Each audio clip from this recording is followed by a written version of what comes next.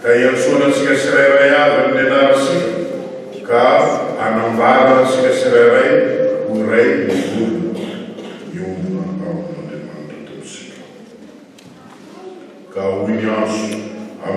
fiantsona izany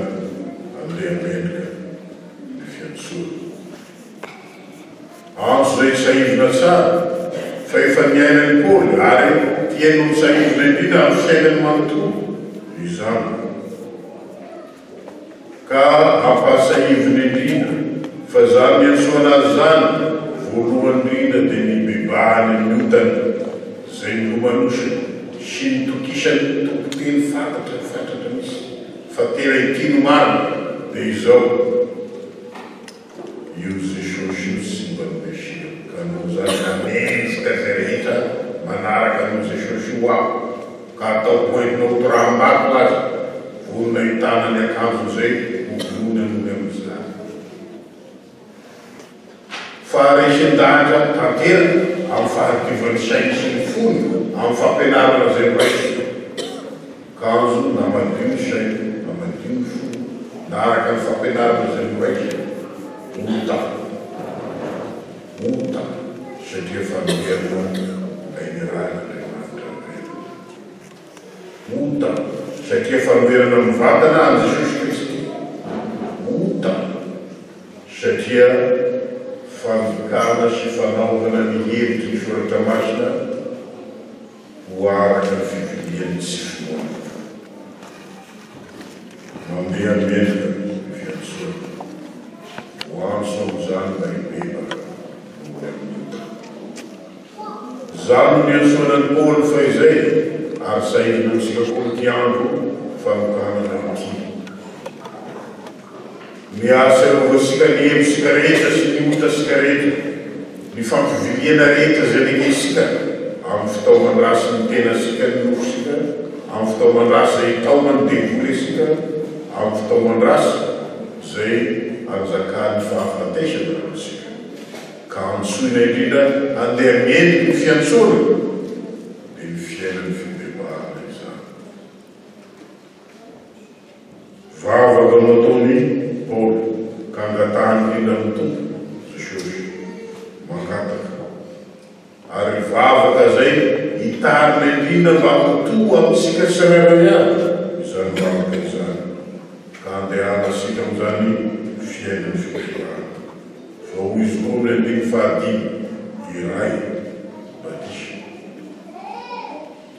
fa izany no mahatokana ny batisa ho antsika tsirairay avy dia ny fanomorana antsika ny fiainana vaovao zay fenomenatra amin'izao fiainana izao fa sainy feno fanavaozana amin'Andriamanitra kosa iray ny batisa dia ny fiainany fibebahana zay atotra ny fiangonana manontolo zay ambara mazava tsara eny izany fiombonana izany fiombonany olona masina rehetra fa fiombonana koa amin'Andriamanitra velona fiombonana amin'ny tompo fiombonana amin'ny fanahy fiombonana amin'ny antso iantsoana antsika tsirairay avy zany ka lazay Jesosy koa ny filazantsara fa tonga izy iantso ny mpanota mibebaka io no antsoana antsika tsirairay avy ka andehanasika indrindra hamoa ny voany fibebahana araka izany fiantsoana izany sy ravoravo sy hifaly fa notonon'Andriamanitra ny anarana fa hiaina indrindra araka izay namonana ny anarana izany ka hitalahoana sy angatahana amin'ny tompo ary hitalahoana sy angatahana amintsika tsirairay avy zay mandray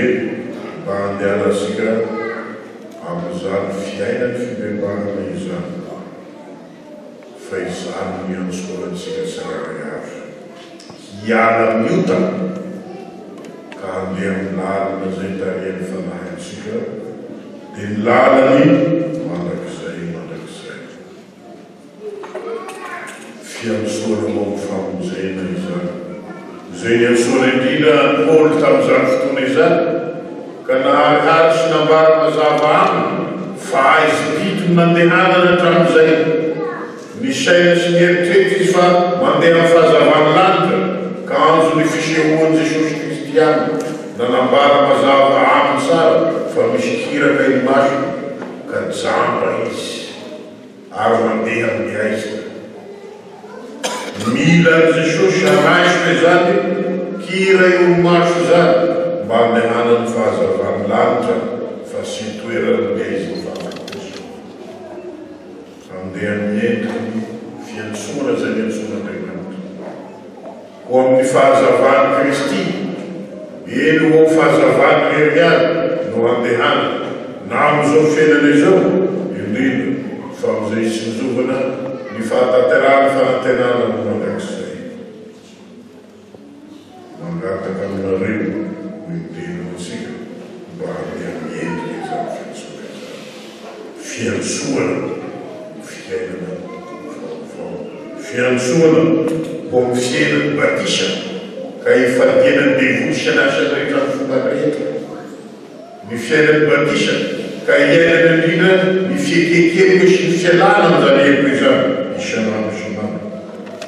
mba handraisana ny fanjakany mazava handraisana ny fanjakany fiainana handraisana ny famonjeny Jesosy fa izao no fahagagana amin'izany famonjena izany sy hainy zay nandray mitoetra fotsiny fa sy maintsy izara zay noraisina sy hainy zay mandray mitoetra fotsiny fa sy maintsy izoro vavolombelona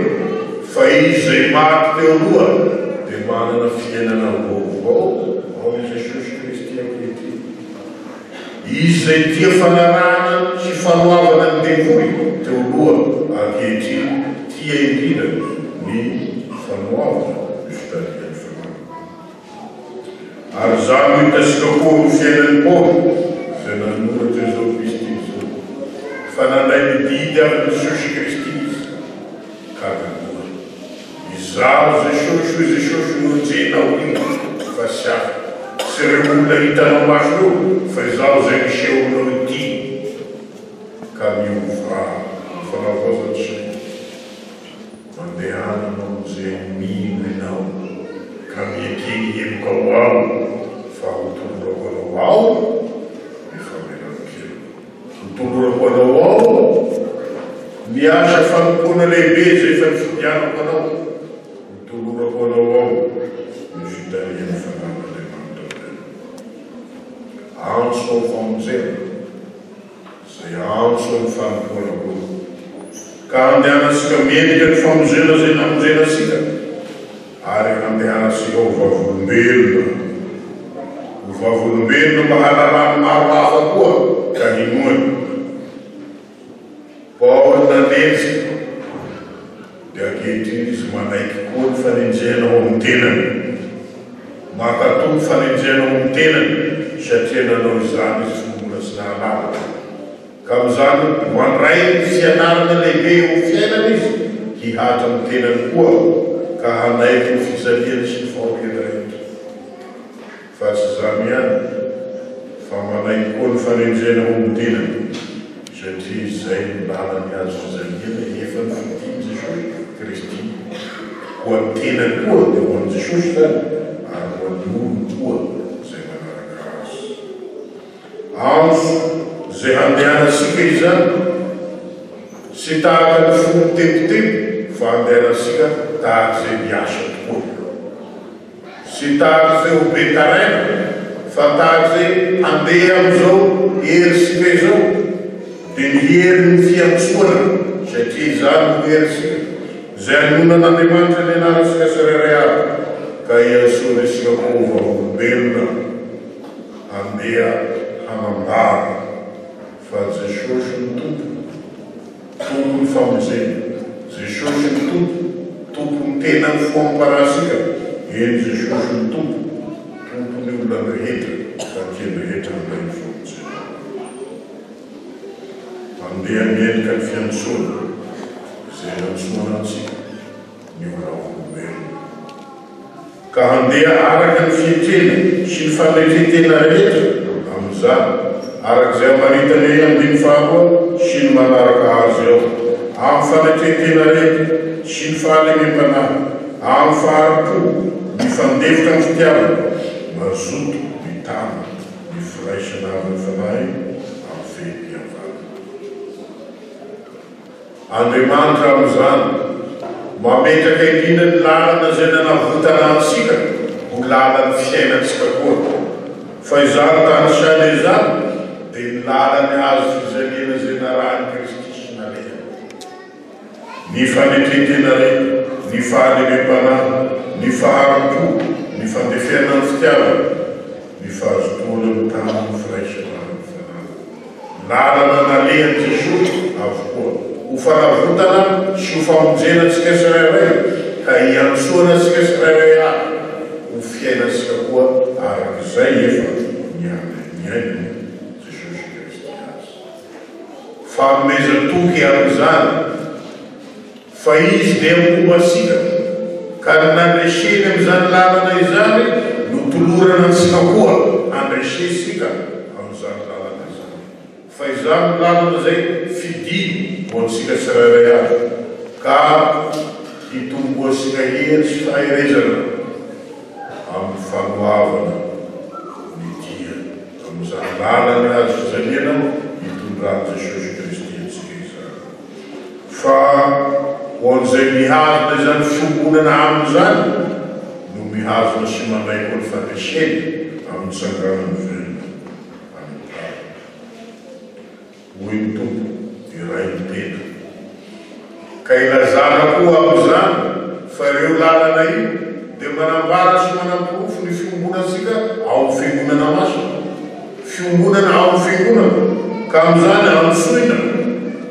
isika hiombona ao amin'ny fiangonana ary handeha araka izany lalana izany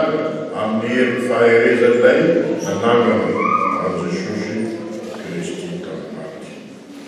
Antso ho an'ny vita batisa hita izany, antso ho an'izay nandray ny famelan-kely koa batisa,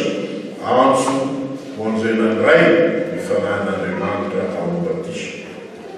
Ka hihazona indrindra izany fiombonana masina amin'ny fanahy izany ka hanaranana izany fiantsoana ho amin'ny famonjena izany sy hanekena koa ny fiantsoana ho amin'ny famondoana izany. Asika rehetra izany sy voafetra na voafaritra ho an'ny pastera, na voafetra na voafaritra ho an'ny katekista, na voafetra na voafaritra ho an'ny mpianatra, fa ho an'izay rehetra manana ny fiombonana masina dia mandray ny famonjena ary koa mandray ny fanompoana ka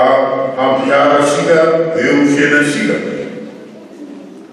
izany fahamendreny fiantsoana izany. Dia ny fandehanana indrindra araka ny vokatry ny fibebahana, fandehanana indrindra araka ny vokatry ny fanahy izay soritana mazava tsara amin'ny Galatiana 5:5 rehefa mamaritra hazoto hamaritra, hazoto indrindra hihazo ny fiantsoana masina sy amin'ny fahareseny fahoriana fa amin'ny fandreseny fanantenana sy amin'ny fahareseny fahitana maro ny fangezana manodidina fa amin'ny fandreseny finoana izao tontolo izao ka hananasika fanekena any Jesosy, hananasika fanekena ny fanahy ary hananasika fanekena ny ray. Fanefainy sy notanterahiny ny fanavotana antsika ary nefainy sy notanterahiny ny fanorana antsika ny fanahy mba tsy handeha herery sika amin'izao fiainana izao fa handeha arak'izay tariany fanahintsika ka io no fahamendrehana fa tsy hafa. Ny famoavana ny fitariany fanahy io no fahamendrehana fa tsy hafa. Ny fanekena fa manomboka izao dia Jesosy no tompo, manomboka izao Jesosy no ekena na amin'ny famonjena na amin'ny fanompoana ka hananasika amin'izany fandreseny finoana isan'andro isan'andro. Hoy Paoly mangataka aminareo dia mino rehetra izany mba handeha mianika ny fiantsoana izay miantsoana anareo. Mandreny fiantsoanao tena fa mandrindra teny eto. Raitra izany fiantsoana izany ary mahafoiza ny ota ka mandehana amin'ny fahamendrehany efa fanandraisanao mandehana araka ny fahameleno efa nandraisanao mifampona ka mahareta tahaka nahareta kristianizay ao fahoriana rehetra mba iarahanao mandova ny fandraisana ao Jesosy zao somanazay.